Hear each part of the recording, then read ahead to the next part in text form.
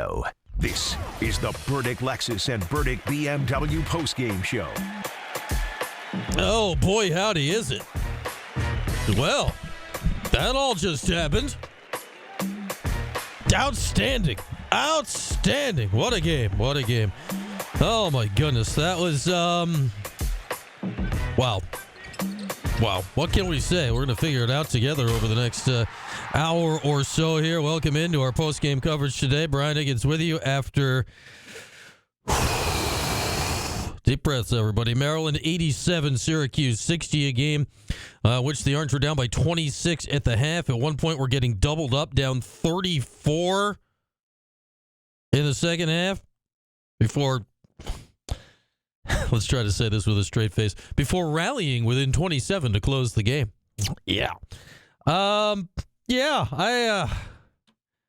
Guys, I don't know where to go with this one. You guys can help me drive the bus on this postgame. Phone lines will be open throughout the hour at 315-437-7644 for ESPN 44. If you'd like to chime in on our postgame coverage today, but not a lot of good on that one for Syracuse today against the Maryland Terrapins. I will say this. Maryland is actually good. Maryland is good. That said, Maryland's good. Maryland's not like 1960s UCLA. Like, come on now. They're not, Lou Alcindor and Bill Walton didn't walk through the door. Like, they're good. They're good. They're fringe top 25, maybe slightly better than that good. But, man, that was a butt-whooping in every sense of the word from the word go, maybe from before the word go. I think we should have known that today potentially was going to go off the rails. We still don't know what actually happened. Maybe Red will get asked about it post-game, though. After everything else that happened today, it doesn't really matter, a hill of beans. But did you notice? I think they screwed up the starting lineup. Something got screwy with the starting lineup. The actual starting lineup today was Jaquan Carlos, Chris Bell, Jair Davis, Donnie Freeman, and Eddie Lampkin. Clearly, there was a miscommunication somewhere along the way because legitimately, the second the jump ball happened, Choppa Moore went to the scorer's table. So I don't know if somebody submitted the wrong starting lineup to the official book or whatever. When you do that, you actually, like within the rules, you have to start the group you told them you were going to start, or else it's a technical foul. And if you don't give them a lineup within 15 minutes of the start of the game, it's a technical foul. So I don't know who screwed what up, but that was clearly something. So Syracuse had this thing bungled from literally before the opening tip to the game today. Before the opening tip. It's hard to screw up a game before it starts, but that is what Syracuse managed to accomplish here today. Just a mess. What were the total turnovers? What were the total everything? Where's turnovers? Where'd they go? Syracuse ends up with 21 turnovers in the game. They calmed that down. They were on pace for 40 after the first time out of the game. 21 turnovers in the game. Points off turnovers, you get crushed 25-11. The Orange upped their shooting percentage to 43% by the end of the game. Hey, Syracuse even shot 2 free throws by the end of the game. The Orange didn't miss a free throw today. 0 misses. Went 2 for 2 from the line. Didn't attempt their first free throw. Donnie Freeman had it. I mean, it was literally until the last, 3-4 minutes of the game. And, realistically, Maryland's,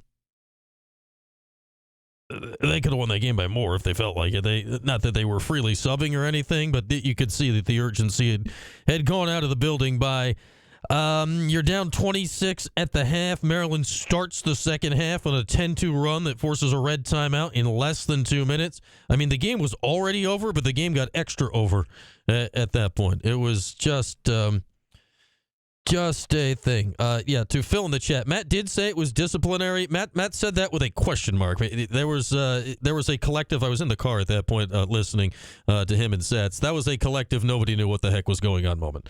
Nobody knew what was going on at the moment there. Maybe it was, but normally if you're having a disciplinary starting lineup thing, the discipline doesn't end literally 1 second after the opening tip. So I don't know. My guess was a mistake in the lineup communicated to the book. Regardless, it doesn't matter what it was. It was yet another nonsensical thing in a season filled with them thus far. Was J.J. Starling going to turn around a 27-point loss today? No, he was not.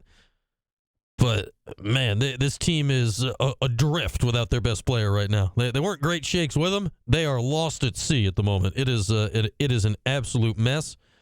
And barring, you got Bucknell a week from today. I don't know anything about Bucknell yet. We'll get into that during the week. I don't know anything about Bucknell other than your Syracuse and their Bucknell. Like, you better win this game next Saturday. And then you're going to be playing a game against Wake Forest on New Year's Eve afternoon in the Dome, of which we have a pair of courtside seats for you. Merry Christmas and Happy New Year's. We'll be giving that away Subscriber Monday during the shows on Monday with a fancy parking pass. You can see this up close and personal. Yeah. That game is going to be to avoid having the first losing record on New Year's Day since the late 60s. It's New Year's Day, 1969. It's the last time that Syracuse basketball has had a losing record when the calendar is flipped to January. It's the last time they've had a losing record when the calendar is flipped to January. And right now you're sitting 5-6, 2 games left here in the year. So we'll see how it goes. All right, as mentioned, phone lines open and available, 315-437-7644. We'll kick off our post-game festivities, as we often do, with our guy Pat in the Cuse. Pat, not great today. That was a lot of fun, yes. Especially the starting lineup. Wasn't that an adventure? Yes, screwed up the starting lineup, and everything went swimmingly from there. So I definitely am not going to say the 2 words that is all over Twitter. One starts with an F, and it's not a swear word, and the other one is a color. Okay? Okay. I'm not going to say that. Yeah, so we're on the same page. I sense what you're alluding to, Pat, but correct. Yeah, so I'm not going to say that, but what I am going to say is I'm going to point out some things that were really head-scratching. Probably 2 of your best 3 players in that game, or in any game without JJ, are going to be Chapa Moore and Donnie Freeman. Yep. I mean, I think my daughter, who watches very little of this basketball, I think within 5 minutes of watching this team, she could point out those 2 guys. It's not hard. Now, Chapa can't play defense, but I don't know if anybody on the team was showing that they knew what defense was. But what I'm getting at is how can the coach go that long with Freeman sitting and that long with Chapa sitting? It, to me, is mind-boggling. I mean, that's the only takeaway I have from this game. That, and I thought maybe a lot of the Syracuse players thought we were in our home whites because we were in Brooklyn, because they kept throwing the ball to the team wearing white, right? They certainly did. My goodness. I mean, 21 turnovers, and it felt like they all happened in the first 10 minutes of the game. It was amazing. Yeah, so to me, some of that is the lack of sets. So when you're facing a pretty good defensive team that's aggressive and the coach is holding them accountable for playing defense, which is very refreshing to see. So that's what happens. You have a defensive-minded coach that has trained his players to play defense, and you have an offensive set that is trash. That's the result. That's the result over and over and over. So it's very concerning. I will just say this. I will say that I think Coach is probably fortunate that JJ's not around right now, because I don't know if we would be even sniffing the top 10 in the ACC, even with JJ. So you're almost better off without him, because it's just not a good situation. I just don't think he's a guy. I mean, how can Kevin Willard be showing more energy and direction is the word I'm going to come up with. How can he be showing more direction up 37 than our side down 37? Now, the other thing to support Red, I think they flawed the whole staff. I really think they needed to bring in, and Boeheim poo-pooed this when there was rumors about Seth Greenberg coming in or whatever. He needed a veteran guy. He needed somebody who had been through the trenches, who has walked the walk, and maybe is a little almost ready to hang him up like a Seth. somebody like that who has a basketball mind, maybe isn't as relatable to 18-year-old kids and things like that, that might have given him a little bit more success. And we've seen tons of programs do that. We have seen programs do that. So for me, it is what it is. It's disheartening that, so many fans that care about this team just don't care, because the reason we don't care is there's nothing we can do about it. There is zero we can do about it. Now, I will propose one last thing. Maybe you pick a game, and I would never be a proponent to this, but drastic times call for drastic measures. So here it is. You pick a game and you say, if you are not for red and the direction of this program, you boycott the game. Now, people say, oh, my God, that's crazy. That's awful. It's not about the kids, because the kids come and go. This is bigger than any player or any coach or any fan. This is about, Orange Nation and Syracuse basketball and the tradition thereof. Maybe you pick one game and do it. It's almost like, remember when no one went and got gas one day or whatever the heck it was? Something like that. That would be my only thing that you can do. I mean, either that or, you just got to see over the next year and next year what we have. But to analyze the game is just it's a waste of time. But good luck with the rest of your show, Brian, and Merry Christmas. Merry Christmas to you as well, Pat. I will accept the luck for the rest of the show. I think I think it was this year. They're no longer the Oakland A's anymore, but their disgruntled fan base. They kind of did the opposite. They did Pat's idea, but in reverse. They had the one game where they all went to the game as a mention to the ownership that, hey, we still care about this. We all still care about this, but. And to Pat's point, and I think this is becoming evident, and I know this is going to be the conversation for the rest of the season, barring something drastic, the fire red convo, and it's just going to be the conversation, and that's the way it is. I think it would take something incredibly drastic this season for that to happen. Just because I think they're going to give them more than that. I mean, you'd have to. I mean, look at what Louisville did with Kenny Payne the last couple of years. They won 4 games his first year. 4. And he got a second year. 4. He won 4 games, and that wasn't bad enough to give him the boot. You got to remember, Red did win 20 games last year. I know this. I mean, this year's terrible right now. It's a mess. To the point of having the veteran hand on the bench. I go back and I saw this in person every day for 4 years. And I know this name is not the most popular name around these parts anymore. But when Cuse was the head coach of the women's basketball team, his second year, he did exactly that. He hired Rick Moody, for those that were not up on women's basketball staffing circa 2008. Q had worked for Rick at Alabama for a year. Rick had then retired, 19 years, successful women's basketball head coach, had been to a Final Four, well thought of, retired but not ancient. He was still in his, I think, he retired young-ish. He was whatever he was, around 60-ish or so at the time.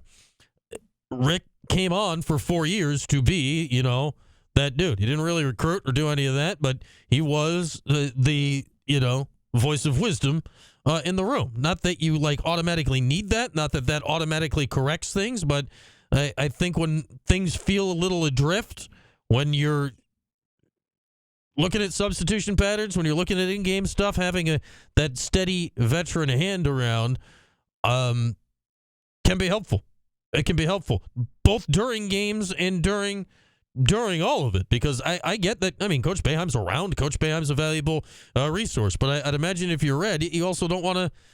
You're trying to do your own thing too. You don't have to be leaning on Jim Boeheim the whole time. So I don't know. There's not a lot of great answers right now for this season. For sure. All right, let's get a break, and phone lines open when we come back. 315-437-7644. We have a few seconds of Red immediately post-game to play back for you as well, as heard just now over on TK99. We'll do that both. Get your calls when we come back after this. 315-437-7644. Orange absolutely smashed off the face of the earth at the Barclays Center earlier today, 87-60, and frankly wasn't that close. We're back after this with our post-game coverage on Cuse Sports Talk and ESPN Radio. The college. Oh, man, chat, how are we?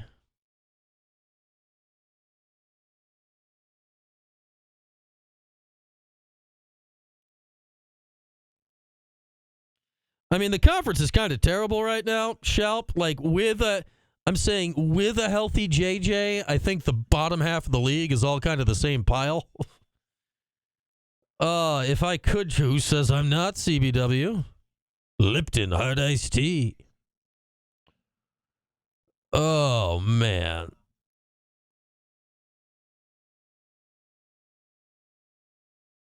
Man, yeah.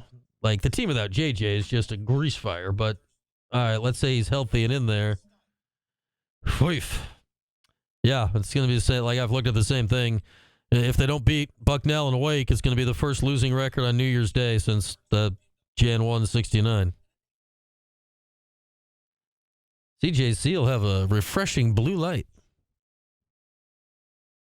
What's up, YouTube? I got eyes on YouTube. What's going on, YouTube? Oh, man.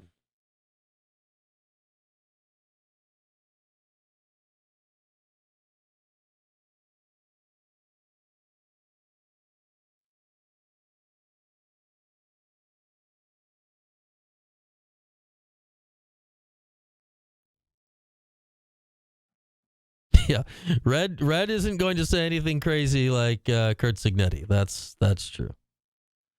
The women did blow out Dartmouth. Take that, Dartmouth.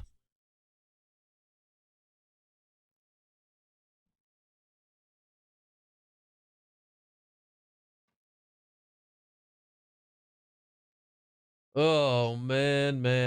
That was something.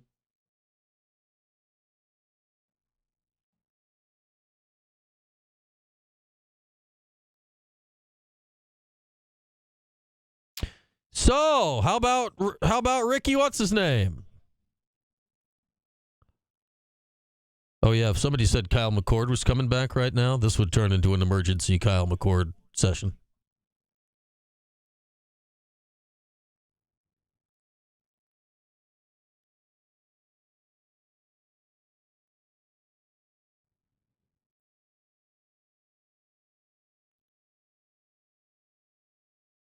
You can think that all you want, Philly's Most Wanted.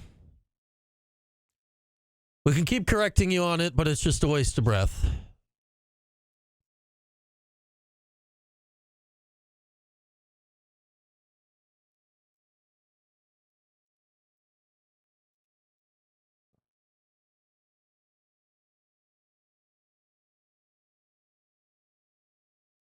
You want me to just stump for them to fire Red? Like, I'm trying to tell you what I think they're going to do.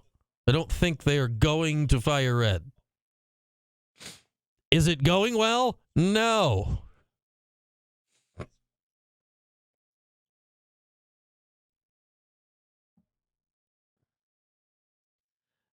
don't know if it's more Hudson Cuse. It's just better. I mean, they need to make better portal moves. I don't think they would have lost by 27 CBW. How about that?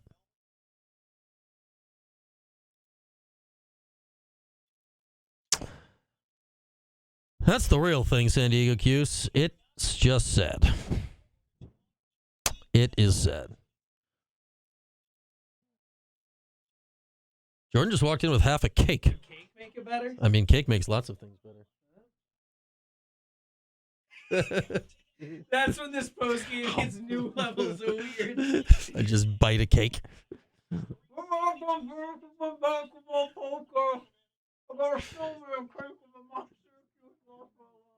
Yes, Philly's Most Wanted. It was an original idea by you. You were the first person to ever think of that. The thought that were the state media. Like, come on with it already.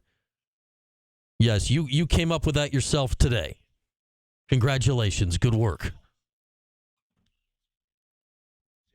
Oh, my God. People are stupid. I am going to eat this. Game show. All right, back at it here. Post-game coverage today. Phone lines wide open, 315-437-7644. So the final score is still the same, huh? Yeah, Maryland 87, Syracuse 60. That was, not good. Not good. Not good. Not a lot. Not anything redeeming to come of that. I didn't really write down a list of redeeming thoughts.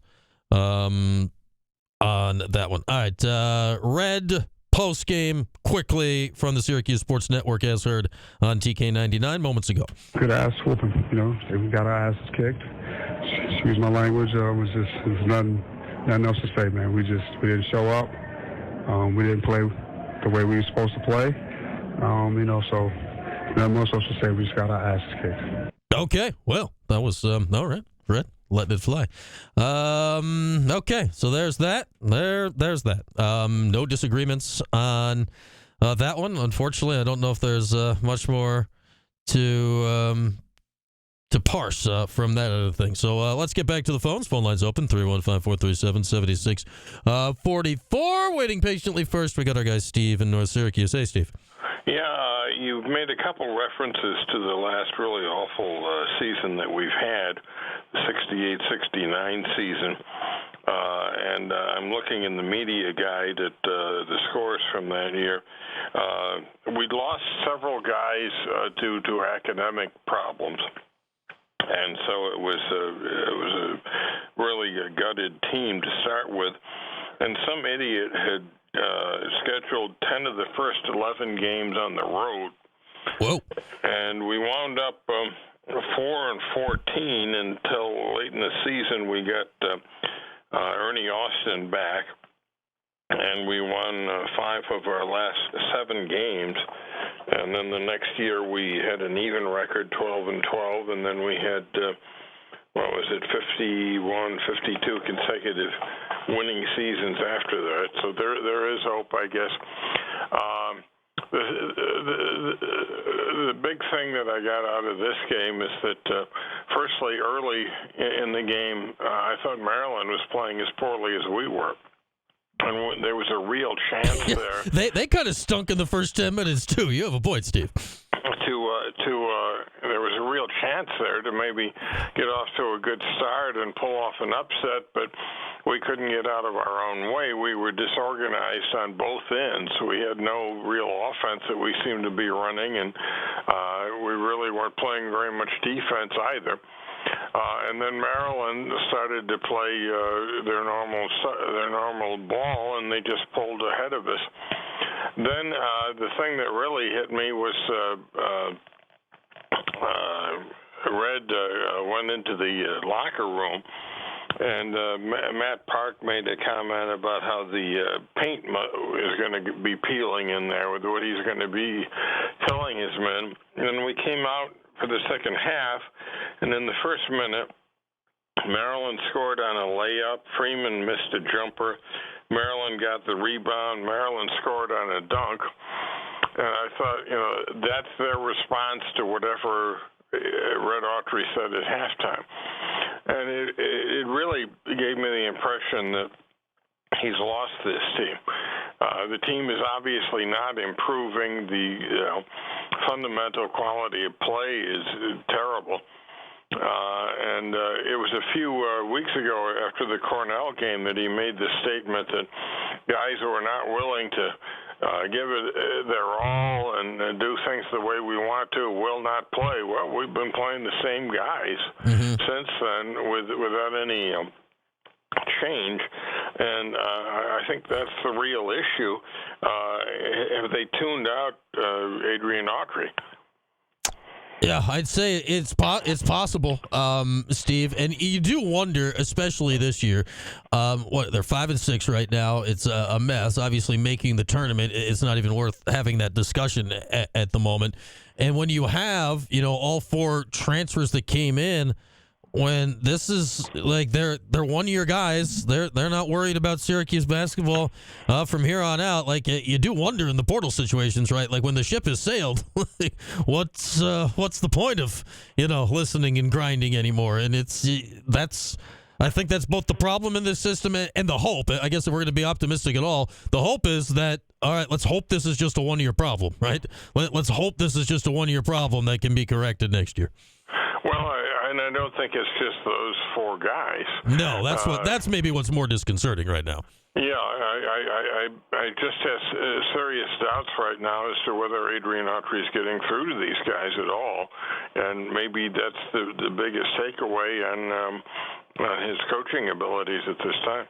Yeah, and I don't think anyone can argue that Reds, having done a great job this season, and we'll see where it goes, Steve. We'll see where it goes. Thanks as always for the call. There's our guy Steve in North Syracuse. Yeah, you can't, I think that this is an important difference. There's an important difference at the moment between fire Red and he's not doing a good job right now. I don't think anybody on the team is doing a good job right now. Obviously, nothing is trending the right way. Last year, and this is what is a little mystifying, because last year we saw a lot of, first-year coaching issues, and it appeared things got at least better as the year went on. This year's been a mess for 8 million different reasons. And again, you're the head coach. You're in charge of all of it. But to say, all right, and it's one of these things, you give a guy a job like this that has been in the part of the program for that long, it feels like you've made a commitment to it for more than a minute. Not permanently, but I don't know. Obviously, it doesn't look great right now, but decisions on things like that don't get made after games like this in December. That's not how it works, whether you want it to work that way or not. All right, let's keep it rolling on the phones. Phone line's open, 315-437-7644. Dom in North Carolina. Hey, Dom. Hey, Brian. Thanks for taking my call. Absolutely. So, as usual on a Saturday afternoon, I'm listening to the game while I'm working. And the most telling line of Coach Stadlin is, boy, this doesn't look good. Yeah. So, and Matt and Coach are very good at describing the game. And just sitting here, I have visions of just disorganization, apathy, and, that is what here in Greenville has lost ECU coaches their head coaching job here. Mm-hmm. And I'm not saying that Red should be fired. I'm just saying in the world of college basketball, when teams play like this, the coach is in danger of losing his job. I don't think he's an alumni. He played for Coach Boeheim. I'm not saying that he should, but Joe Torre once said it. It's hard being the guy that follows the guy, and I think that's one of the problems that Coach Red has right now. It's unfortunate for him, but also, for all these years, Syracuse fans were like, "Oh, it's fine. Jim's the problem. Jim's the problem." You know what? I don't want to fall into what happened with UCLA. They won all those years, and then Wooden retired, and I think they've won one national championship since then, maybe two. But they're not a blue blood anymore. So be careful. Also, saying that, be careful what you wish for. Thanks, Ryan. All right, thank you, Dom. And that's a fact. UCLA post Wooden has won. They won 2 titles or one. They won the '95 title. I forget if any of those in the general run of titles there in the '70s were the year or two after Wooden or not. But the point remains the same from Dom there. Regardless, when did the slide start? Whose fault is it? Okay. We've adjudicated that 8 bajillion times here. As much as just for a thought experiment, I would have loved to see what would have happened had the original timeline of Hopkins taking over happened. And it is going to remain, probably for all time, the biggest unanswered question in the history of Syracuse basketball. But it didn't happen. And we're never going to know the answer. And here we are. It's almost a decade later, and we're doing something else. I don't know. We'll see where it goes. What I'm certain of, they're not firing Red on the bus back today. That's just not happening. That is not an opinion. That's a statement of fact. They're not doing that. That's just not how they operate. That's not how things work. That's just not how it's going to go down here. This ain't, somebody mentioned Lane Kiffin. This isn't USC football where coaches get fired on the tarmac after people get uppity. It's just not how it is. Could the season implode galactically, that this happens by the end of the year and you're left without a choice? It's possible. It's possible. Are things good right now? No. But to say you're at that point here, when we haven't even turned the calendar yet, come on. I get it. I get what you're all feeling right now. I get it. It's just not how things work. You gotta look at it I get the emotional reactions. That's why we're here. That's why we do a post-game show. That's the whole point of these shows, to let it fly and spew about things. But that is not how decisions like this get made at a bigger level. But the fact that this is what the discussion point is around the Syracuse basketball program like now, realistically more than anything, the fact that this is the conversation topic right now, that is the bigger problem than anything else for the program. The fact that this is a reasonable conversation topic right now, that kind of tells you where things are at. All right, let's get another call in before the break. We got our guy, Scooter in Jamesville. Hey, Scoot. Well, I thought they're practicing coming out of the timeout, or the intermission. After intermission was they're practicing their matador defense. They look like bullfighters. I mean, people just running by people. I think even Jordan, I call it a layup line. The first 5 trips down court, Maryland I don't know what was going on. I think bullfighters get closer, Scooter. Bullfighters are usually at least hanging in there until the last second. Well, I was waiting for them to have capes. At least when they ran by, maybe they can hit me with a cape or something like that. But I don't know. To me, the weird part about the second half, and I was watching it at Point Place with some people, and they only scored 17. They said, "Oh God, they're not going to hit 30." I said, "Trust me, they're going to be close to 60," and they're right. And basically, they actually just went up tempo shot and went to the press and stopped them defense. But basically, that's probably the way they're going to have to go. They can't play defense. They're going to have to outscore them, and they have to. I've said this before, Brian, on your show. And you watch the game. I'm talking Maryland, too. Nobody crashes the boards. They shoot and they run back. They shoot and run back. If you can't score 17 points and a half, you better manufacture points. And they're not getting back on defense anyway, so why not send some people to the boards? Because I don't get it sometimes. But, by the way, you're getting prime time, my friend, with this McCord thing.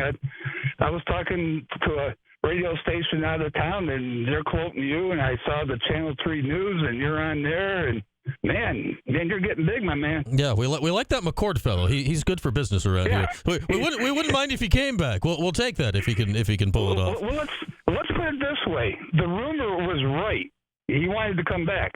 We didn't say that the NCAA was going to allow him to come back, but everybody that had the rumor was correct. He petitioned, and there's still rumors that he might set up a lawsuit. So we were right. You were right that he wanted to come back. It wasn't like he didn't want to come back. Yeah, I'd say it is fascinating. It's going to be like, I still don't think he's going to get granted eligibility to come back or any of it. And my best guess is he'll get drafted in the spring. But we can hope. It would be a heck of a Christmas present, wouldn't it? Would it not? Well, I think $3 million that basically would do it. I mean, look what happened with the USC quarterback. Williams says, "I'm not going to the NFL because I can make more at USC for 1 year." So that's the way the NIL is now, guys. I mean, right? I mean, you make more. I mean, just like Mr. Was it Babcock from North Carolina? Baycott, yeah. I mean, like I said, I don't think he would qualify for an over 30 rec league by the time he left North Carolina. Yeah, I say this: if McCord ends up back here next year on that kind of NIL, the co-host of the Kyle McCord show, he's going to want his cut. I don't know if we're going to be able to hook that up, but we'll try to figure that out. Well, I'll tell you one thing: if he does what he did this year against next year's schedule, he's winning the Heisman. Yeah, if he comes back and they have a good season against that schedule, it'll be impossible to ignore. Impossible to ignore. All right, Scoot. Thanks, Brian. Thanks as always. There he is. A little football to put a smile on our faces here on this Saturday. That's the kind of day. That's the kind of day it is. All right, let's hit a break here on our post-game coverage. Phone lines remain open the rest of the way. We'll be with you till roundabouts 3 o'clock today. 315-437-7644 for ESPN 44. Our Burdick post-game coverage of Syracuse's demolition at the hands of Maryland today down at the Barclays Center continues after this here on Cuse Sports Talk and ESPN Radio.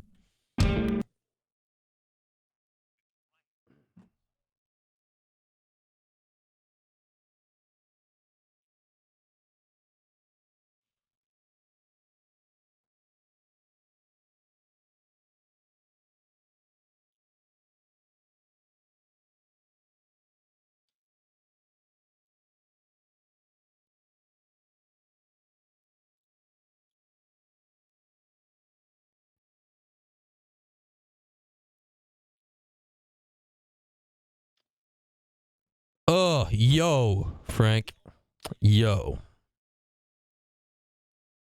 Is now a good time to mention that Alan Griffin will be starting his weekly visits in the 315 in the new year. I do have an actual wonder about Mello and Lala and the whole Anthony clan time. I wonder where they're going to sit at the games. Like, are you just plopping Mello just there? You got to get him a little security? Like, what's the whole situation going to be?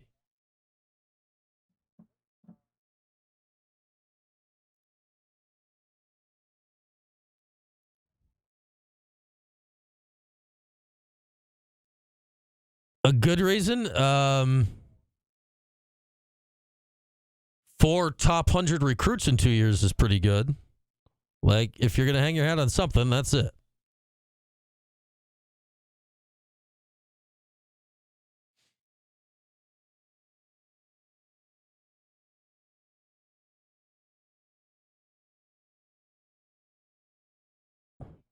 And I'll say the good news about it, not that this is good news, but in the age of the portal and whatnot, I'd say you got, like, we're all excited about Cayenne, right? Like, that's cool. We're all excited about Cayenne. Can we all agree on that? We're all excited about Cayenne? And I'm not saying that if you fired Red, Cayenne would leave. I have no idea. But, you know, Red did recruit him. I'd say next year is the rubber meets the road year, and we'll see. Like, this year's team is not good. Hopefully, you're going to have those guys. I don't know if you'll have Freeman back, but like JJ, Chapa, Cayenne, and Sadiq, you got some talent. Then you gotta hit the portal right this year. You have to. And yeah, I agree with it. Like, an experienced bench coach makes sense to me too. SU Brusek. Mello can afford the miles. I'm certain of that.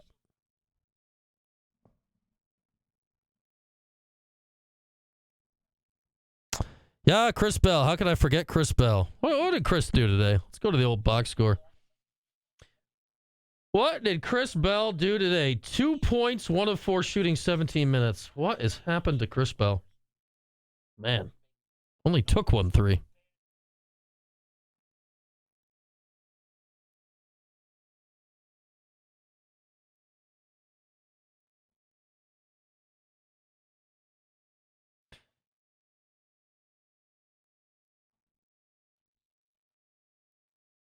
Yeah, Bell's, I don't know. I would be surprised if he was here next year. But you're going to have to, because otherwise the team's young, you're going to have to get 2-3 legit players in the portal. I would have fouled somebody, Dom. I would have given a good foul or tripped. I would have fouled somebody.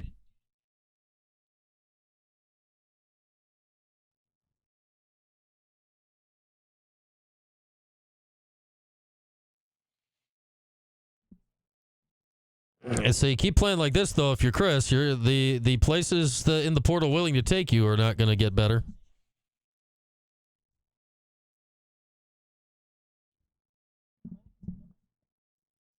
Well, that's the difference between last year and this year. Like, defenses last year had to pay attention to Judah and JJ. It was a lot easier to lose track of L in the corner. Don't have that this year.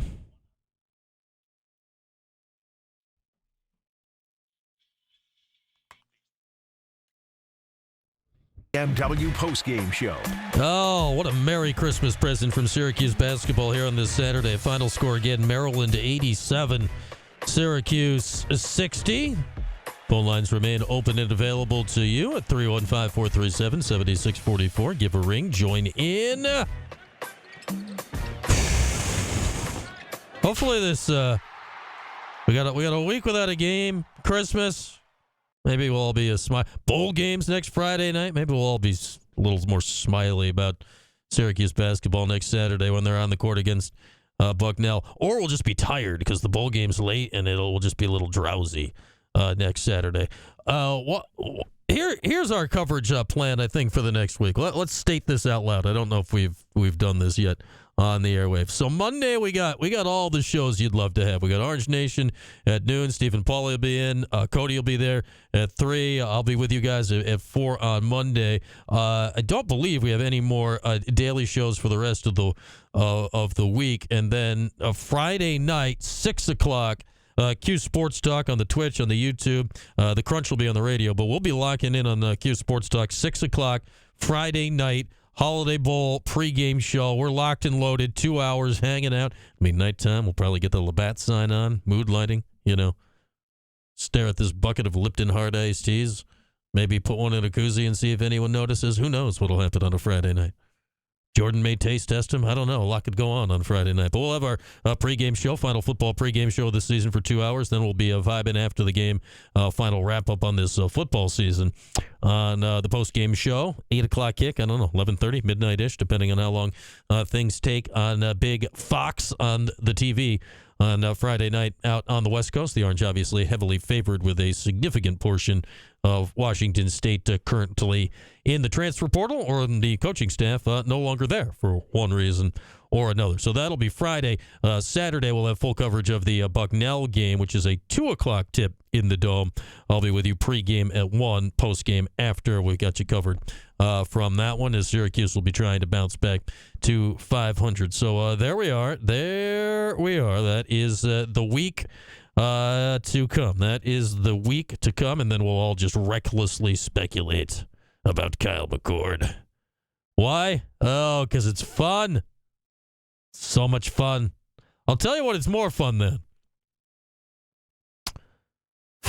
this basketball game today.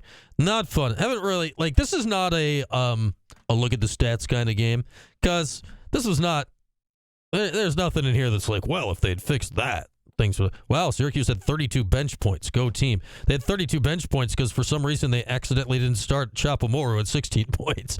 Talk about a statistical misnomer. Love to know what happened there. Did it really matter what happened there? But I would love to know. I think Pat mentioned this earlier. Was it Pat? Steve? Both of them? Somebody? Donnie Freeman and Chapomore, then, now, later, especially with J.J. hurt, especially with the season on the skids, they combined for 31 points today. The only other in double figures was Kyle Cuff, who had 10. He's now double figures, twice in the last 4 games? More minutes for Kyle Cuff, apparently. I think almost regardless now, you gotta play those guys, right? You have to play those guys. It's not about grinding out veteran, heady whatever. Let's get the vets in there. No, those guys got to play. They got to play. They got to play. Will Freeman be gone after this year to the draft or otherwise? Maybe so. But yeah, get them on the court. They are, especially with JJ not part of the picture, they're clearly the 2 most talented players on the team. They got to be on the court. More often than not. Chapa ends up with 16 points in 22 minutes today. Freeman, 15 points in 26 minutes today. He did have the early fouls in the first half, but ended up with just 2 fouls. Again, is that going to change today's game? No, nothing was going to change today's game. That was a butt whipping from the start, and that was never going to be any different today, unfortunately. Just, man, these are starting to pile up. You look at the Tennessee game, you look at this one, it's just Syracuse is just not belong on the court with legit top teams this year. Top what? I don't know. Maryland's a fringe top 25 team. I think they're a pretty solid team, but they're not world beaters. I mean, Tennessee was number 1 in the country, number 3 in the country at the time. That was a whole different ball of wax. And now you got the ACC coming up. The good news. It stinks that this is the good news. The league's not good right now.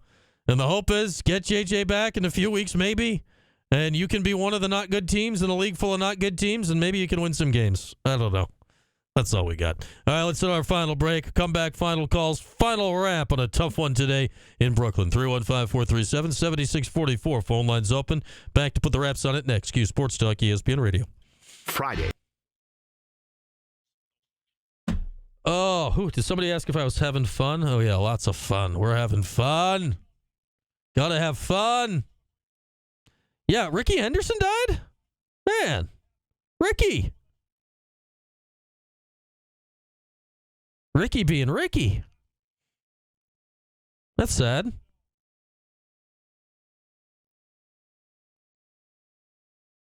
We are one of the reasons the league's not good right now, Steve. That is a fact. Suppose the good news is we're not the only reason. Man, Ricky Henderson.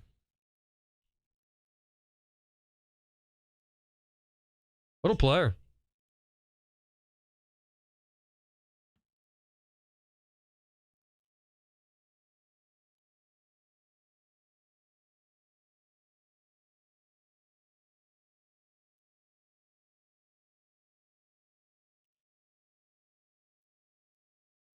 You got to work with Ricky? I think that's part of it, Gavendo. I think that's part of it.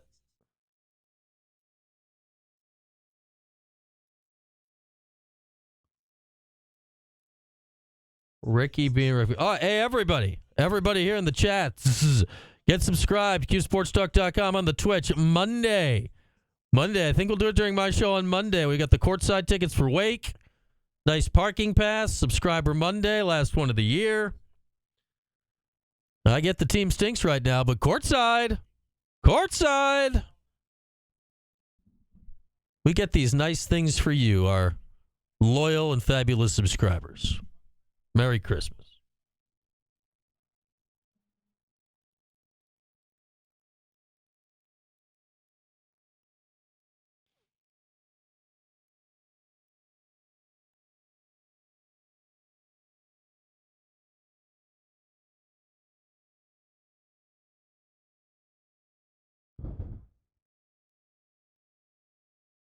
And yet we will give them away, Coach D5. We will give them away. Yeah. Third place is you got to coach the game. Yeah, Jay Wright is not coming back. He is retired. If Jay Wright wanted to coach, he'd still be coaching Villanova. What's up, Kev? Yeah, let's get Brad Stevens. Get them both. Get Brad and Coach K. We can dig up Dean Smith's grave. Get Adolph Rupp. Heck, let's go get Naismith. Yeah, and whoever wins is going to the damn game. You are going.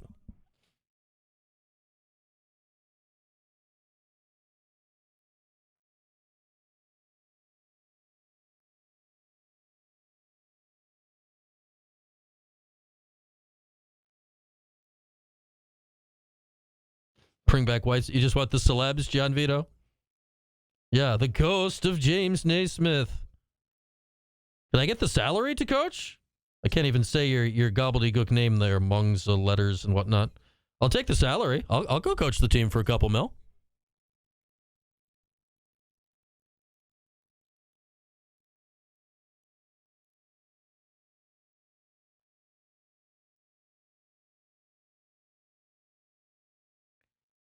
Not yet. We were looking at the menu earlier. We've not actually tried it, but Jordan and I were actually browsing the menu earlier. It feels a little pricey for what it is.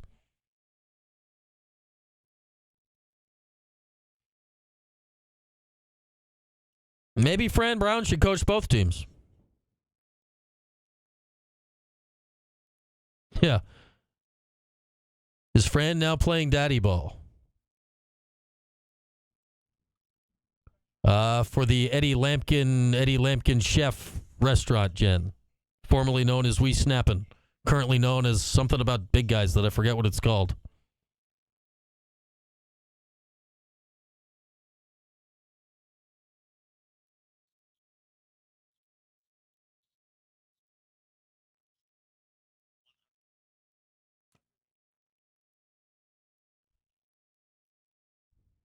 Is the Burdick Lexus and Burdick BMW postgame show.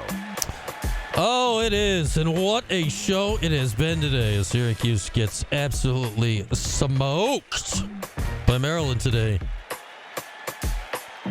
87-60. Speaking of getting smoked, we'll be going to, I believe it's coming right out of this, we'll be going to our full coverage of the college football playoffs on ESPN Radio for pretty much the remainder of the day, I do believe. Penn State is currently smoking SMU 31-3. Buffalo day for the ACC. Everything's going great. So Texas and Clemson to follow, and then is the nightcap Ohio State and Tennessee. I do believe is the order of operations. Whatever the order of the games is, they will be in that order on these airwaves when we are done here today. But we're 1 3/4 college football playoff games in. And close, they have not been yet. Close, they not have been yet. So that will be coming up when we put the wraps on this thing here today. But again, Syracuse loses today 87-60 to Maryland. Next up, Bucknell next Saturday at 8. Bowl game coming up on Friday at 8 o'clock as well. So we'll have our full coverage for all of those coming up later in the week. Just one day of shows this week around the holidays. So come join us on Monday. A subscriber Monday for those of you out there. Get subscribed on our Q Sports Talk Twitch by Monday, and you'll be eligible to win 2 courtside seats and a lovely parking pass to the Syracuse and Wake Forest game on New Year's Eve afternoon coming up next week. Put a bow on that. Put that in somebody's stocking coming up. Yeah, do that. Man, just the more I look at the box score, like the less good it is. I mean, there's just nothing on here. There's nothing that's good. Syracuse didn't shoot a free throw until the final couple minutes of the game. Out-rebounded. 21 turnovers. Syracuse shot 58% in the second half. Woo! There is that. That's something, I guess. I don't know. It is hard to find positives searching around the box score in a game like this. This is a game like you look at, for those that like the plus-minus stats, there are some gruesome numbers out there today. Chris Bell, minus 28. Jaquan Carlos, minus 27. Eddie Lampkin was like minus 37 at one point. He got it down to minus 22. Lucas Taylor, go figure.